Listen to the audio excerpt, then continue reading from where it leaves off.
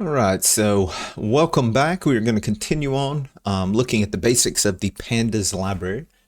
And in this video, I just wanted to cover very quickly calculated columns, or how we can use values in columns of like a Pandas DataFrame to create new columns based on computations that might include several other columns.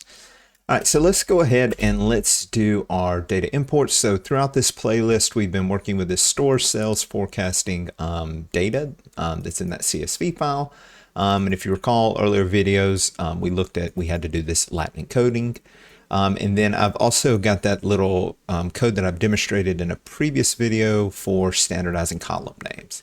So if we look at our data, and I'll just do the head, let's look at 2 rows. All right, so within it, we've already kind of talked about whenever we're doing operations on, maybe things in a Pandas DataFrame column, like I think one of the examples we looked at was maybe lowercasing these names in that customer name column. We talked about we wanted to get away from doing for loops, right? So if at all possible, whenever we're working with Pandas objects, we want to think about doing vectorized computations because, again, these columns are represented as NumPy arrays underneath, and NumPy allows us to do those vectorized computations, and we can get significant speed ups in comparison to like writing for loops in pure Python. So when we were looking at that customer name example, I think I actually demonstrated writing a for loop and then using that loc accessor method to go through and do a for loop to lowercase those names. And then we compared that to just using those string accessor methods to do it all at once for every value in that column. And we saw significant speed ups. Right. So what if we have values in multiple columns and we want to, do operations that include, multiple values? Can we do that? The answer is yes. So again, the thing to think about, or the thing to remember, is that, again, the column values in a Pandas DataFrame, they're just going to be represented as a NumPy array. For example, let's think about this profit column and this sales. So we're going to assume that the sales is going to be the total dollar or monetary value amount for a particular sale. And this profit column is containing data saying, well, how much of that sales was profit? So, revenue above the cost that we paid for that product. All right, so if we get the sales column, so I could just grab, say, the sales column. Right, so right now that returns a Pandas series, right? We've got our index labels and then we've got values, no column label here. It's a series of floats, but you can always, if you've got a series, you can use the .values attribute of that series to get this back as a NumPy array, right? So those things are closely linked. So what if we wanted to express the profit as a ratio of the sales, right? So what is this profit as a percentage or proportion of the total amount of sales? Well, since these are just, if we were thinking about this with NumPy arrays, right, we might say, well, if you could give me an array for the profit and then give me an array for the sales, well, those two arrays would have the same length, right? Because you would have one value for each row in our data frame. So essentially you'd have an array for sales that has 2,121 rows, and then one for profit that has the same number. And then you could just, do that division using NumPy, and NumPy is going to do that in an element-wise fashion. So if I were to take that profit, right, data profit, get that back as a NumPy array, then I can just divide the profit array by our sales array, and that's going to work, right? So that's giving me that number as a ratio. And let's look at this head 3. So if we go all the way out here to the right, we can see that there was one product where we didn't make profit, right? So if essentially we sold at less than cost, right? So that was not a great situation, right? But we can get that ratio. Well, since it's just NumPy under the hood, with Pandas, we don't have to explicitly say, hey, convert this thing to a NumPy array. We can just call the series itself and say, hey, take the values in the profit column and divide them by the values in the sales column. And this is going to essentially do the same operation. It's going to return to us a Pandas series here, right? So we got index labels, but no column. And these are floating point values. So we could then create a new column. So I'm going to say this is going to be our profit proportion. right? Something like that. And we can write these type of phrases, which looks very NumPy-esque, right? To create new columns in our data frame. And let's just get the first three. So now if I go all the way to the right,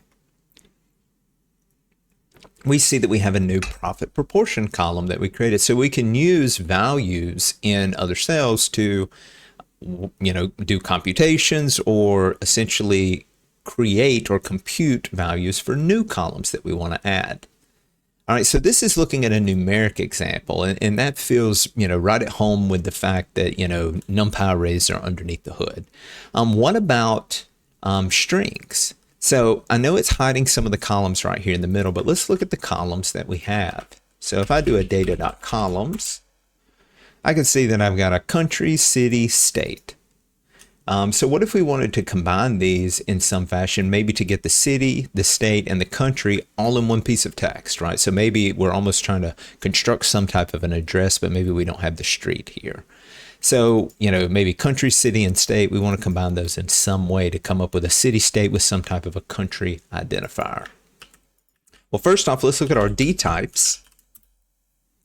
All right, so if I look at those columns that I was just talking about, well, country is going to be, a string. It's an object type. City is an object type. State's an object type.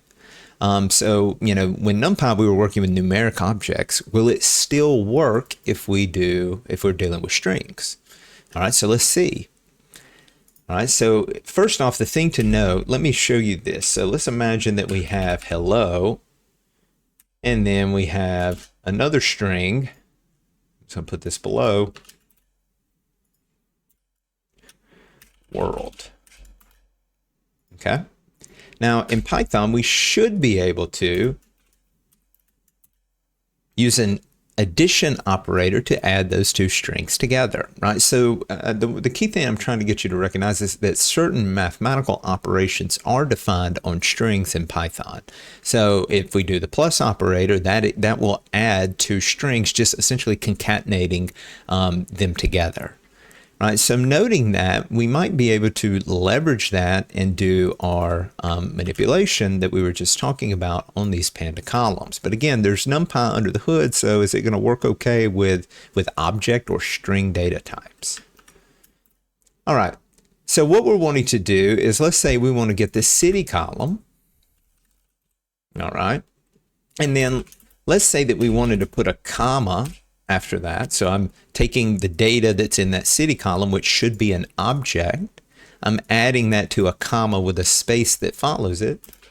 And then let's grab, there is actually a state column. All right, and then we'll say, let's add a space right there. Whoops. And then let's do data country.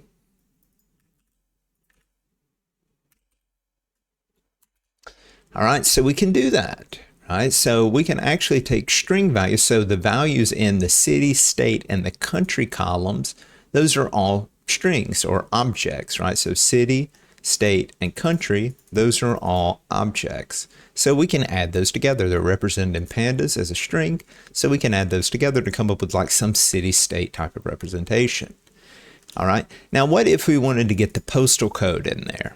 All right, just to show you that we've still, have a good bit of flexibility in pandas, that we can still work with this, even though, here's the difference is that postal code column, if we look at the data type, it's an integer, right? So it's not numeric. So let's see what happens if we were to try to insert this postal code, maybe in parentheses, right, after the state. So I'm going to do an open left parenthesis. And then we'll say data postal code. And then we'll do that. And I'm going to go ahead and put that right there. All right, so we should have the city with a comma, then our state, there'll be a space, left parenthesis, put the postal code right there in the middle, and then we'll have the closing that parentheses, have a space, and then our country. All right, so this gives us a problem. Right? And why is that? It's going to say, okay, well, let's go look at the error. It says I can only concatenate strings to strings, not integers. All right, so the problem that we're running into here is the fact that postal code is an integer, and I'm trying to add those integer values to strings. All right, so what we can actually do in Pandas is you can cast data types, okay? So if we wanted to, because if we think about it, a postal code, even though it looks like an integer, we can represent that as a string. So let's go all the way down here to the bottom. So if I were to get that data postal code, right, so that's currently an integer. Well, I've got a Panda series here. Well, I can do an as type, and then we can tell that to be a string, and notice that it changes it to an object. All right, so it's returning a series. Things don't really look any different, right, because it's just printing that string value. But if I were to grab that index label 0, so I'm going to do a .loc 0, you can see that this is actually a string, right? So we have those single quotes around it. What happens when I remove that as type? Now it's an integer, right? We lose those quotes. So it's indicating that that's actually making that conversion. All right, so now if we use that, when we go up here, so here's our postal code, we could do an as type, and there we go. All right, so we could create now a new column, and we'll just say, I'm just going to call this my address, even though it's not a complete address, right? Now, if we go and do a data.head, let me just do 2 rows. There we go. There's our address column. All right, so this showed you that, you can, how to do vectorized operations. So a lot of times we have multiple values in a Pandas DataFrame, and we might need combinations of them to do some type of computation. Well, again, the main thing when we're working with Pandas, we want to avoid for loops as much as possible, right? We like to do those vectorized types of operations. So whenever we can, we want to do vectorized operations, and this is one way that you can do that with columns, because again, underneath the hood, the representation of these things is essentially a NumPy array. So we can go through and do those computations on each column as a vector or an array. All right, so that is going to conclude this video.